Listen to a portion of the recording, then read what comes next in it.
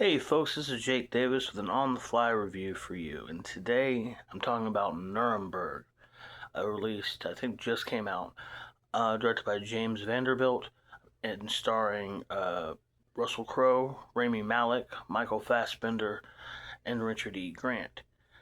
Um, the whole setup here, this is the film version of the Nuremberg trials. Now, if you don't know, this was in 1947, I believe, where the 22 remaining high-ranking officers of the Third Reich were captured or surrendered and held on trial under the joint tribunal of the U.S., the U.K., France, and Russia.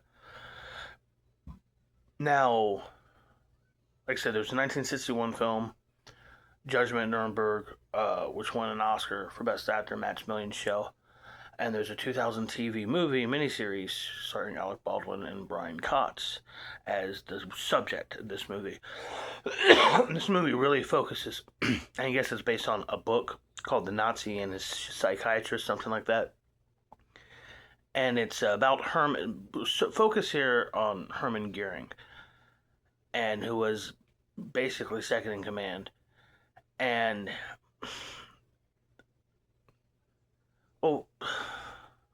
it's about him trying to manipulate the situation.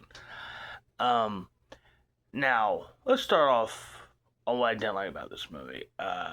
Not so much straight up hated, but I felt the ambiance of the film was such a serious and historic subject to deal with. I thought it was really lacking in its look and its sound. Like there's nothing really stand out or memorable about the score, and a lot of the look and sound was really just kind of felt very stock to me. I don't want to say full blown TV movie vibe, but just it's close there. I'd say an HBO TV movie. There's been some good ones, like Conspiracy, but also on this, similar subject. Great film with Kenneth Branagh and Stanley Tucci. Check that out if you've never seen it.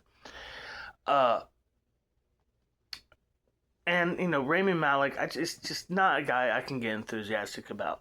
I liked Bohemian Rhapsody. Still a fun movie, and it completely deserved to be nominated for an MTV Movie Award. But the Best Picture nominee was a bit much.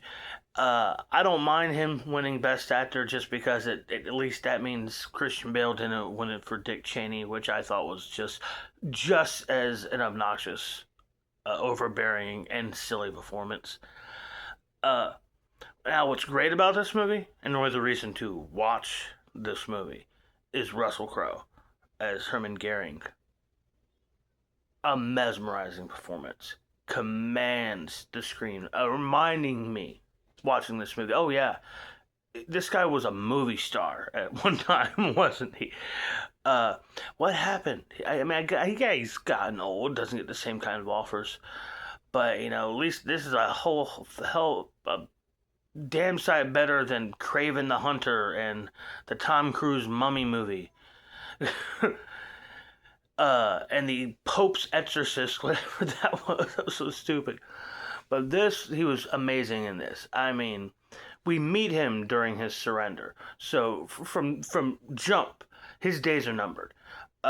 He's living on borrowed time.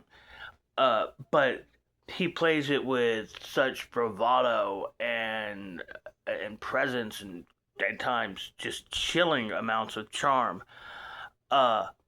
He's trying to convince you that he's the one in control of all situations. It's just a great performance from Russell Crowe. Now, of the Nuremberg movie, I wasn't a fan. Judgment at Nuremberg, I wasn't a fan of that movie, really. I thought it was kind of too dry, I guess. I didn't like Maximilian Schell at all. He was not even a lead role. I can't believe he won the Oscar that year over Paul Newman for The Hustler. And the 2000 movie, I didn't like it. There's like this whole love story between Alec Baldwin and his assistant that's like the only thing I can remember about the movie. How much that annoyed me.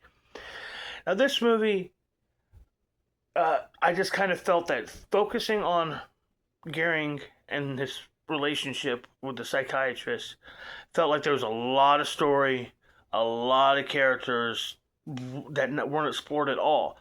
Now, all that being said, Crow is great in it, and some of the other actors have some truly great moments. And yeah, there's some more than obvious Trump references, but at the same time, I'll let that slide because it's not too heavy-handed, not as bad as it was with, like, say, Black Klansman, which was a movie I liked very much. Uh, but at the same time, at least they're also calling out in this script, Roosevelt and Truman, the shady shit they actually did around the same time as his history, this film.